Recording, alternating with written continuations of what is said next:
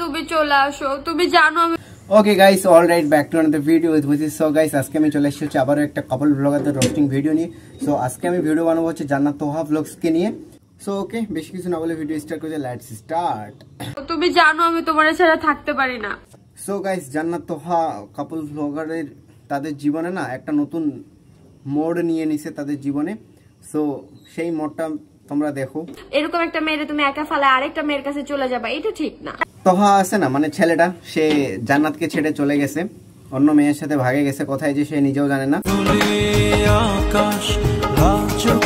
নাজিম মিমদের মতো যেমন কাহিনী হয়েছিল না, যে নাজিম ওর বউকে ছাড়ে অন্য একজনকে বিয়ে করে নিয়েছে, বউয়ের বান্ধবীকে। সো সেরকম এইখানেও ঘটনাটা ঘটছে। তোহা জান্নাতকে ছেড়ে চলে গেছে অন্য মেয়ের কাছে, ভাগে গেছে, আর সেটা আননোন মেয়ে। আমার কাছে ফিরে আসো না স্যার, আমি পরের দিন সকালে যাই থানায় অভিযোগ করব। থানায় যাবে? হারায় গেছে ভাই, আমি তো অন্য মেয়ের সাথে ভাগে গেছে, কিভাবে হারায় গেছে? আমি তো নিজের ইচ্ছেই চলে গেছে, আর থানায় যাই কি বলবি? আর তুই একাই, ছেলেটার পরিবার নাই? ওরা কোথায়? ওদেরকেও নিয়ে ব্লগসের মধ্যে, ওদেরকেও একটু দেখি ওরা ওরা কি বলতেছে, ওদের রিয়াকশনটা কি। একটা মেয়ের লাইগা আমারে কেমনে কষ্ট দিল, কেমনে ও জানে যে আমি ওরে ছাড়া থাকতে পারি না, কিছু খাইতে পারি না। ও একটা মেয়ে, আর মেয়েটার অবস্থা দেখো একবার, এত খারাপ অবস্থা হয়ে গেছে, কি আর বলবো। মেয়েটা কাঁদে কাঁদে কষ্ট পায়ে পায়ে ভাই বুক ফাটে যাচ্ছে। তো ভাই তোমার সাথে এটি করছে, ইচ্ছা করে করছে যে জান্নাতে কষ্ট পাক, সমস্যা নাকি? আর তোমার যে কষ্ট করতেছ আর কি দেখতেছে তোমার আইসা। সে অসুস্থ, সে হাসপাতালে ভর্তি, তাকে স্লাইন দিছে। এখন ভিডিও করার কি দরকার? এটা কি কোনো কি বলে কোনো ক্রাইম সিন বা কোনো ক্রাইমের কোনো কিছু হচ্ছে যে অসুস্থ মানুষকে জিজ্ঞাসাবাদ করা লাগবেই? ভাই পরে জিজ্ঞাসাবাদ করবে, পরে ভিডিও বানাবে, তা না, অসুস্থ স্লাইন দেওয়া তাতেই ভিডিও বানানো শুরু করে দিছে। কত বকাচোদা এরা। তোমার সাথে কি ছিল তোমার? হ্যাঁ, সুমাইয়া বিবি ভিডিও বানাইলো, এখন ইমরান তালুকদার বানাচ্ছে ভিডিও। ইমরান তালুকদারের ভিডিওটাতে দেখো একটা কাহিনী আছে, সেটা দেখে তোমরা অনেক মজা পাবো।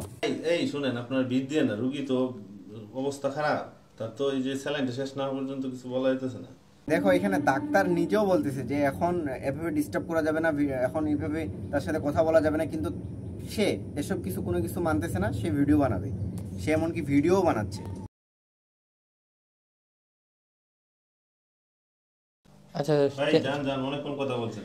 আচ্ছা চলো, এত প্রেসার দিলে তো হবে না। সো দেখো এর ভিডিও বানানো শেষই হচ্ছে না, ডাক্তার আবারও আসে বলতেছে যে চলে যাইতে। তাও ভাই এরা এত কন্টেন্টের জন্য এরা এত বড় চুতিয়া যে কি আর বলবো।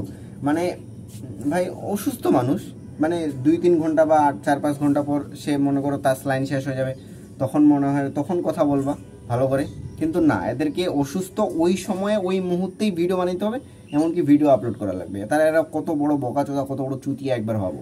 ঝগড়া হয়েছিল কোনো বাসাতে বের হওয়ার? কি ঝগড়া হয়েছে?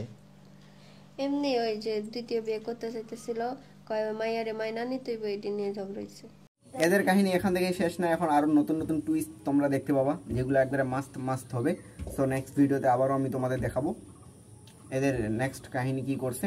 সো ওকে, আজকে ভিডিও এখানে এন্ড করি, আবার দেখা হবে নেক্সট ভিডিওতে। তোমাদের সময় নিজে খেলাবো। আর guys, like comment share subscribe. Okay guys, bye bye, see you, tata, bye bye. আর এই কাপল ব্লগারদের গান্ড মারে দেওয়া উচিত।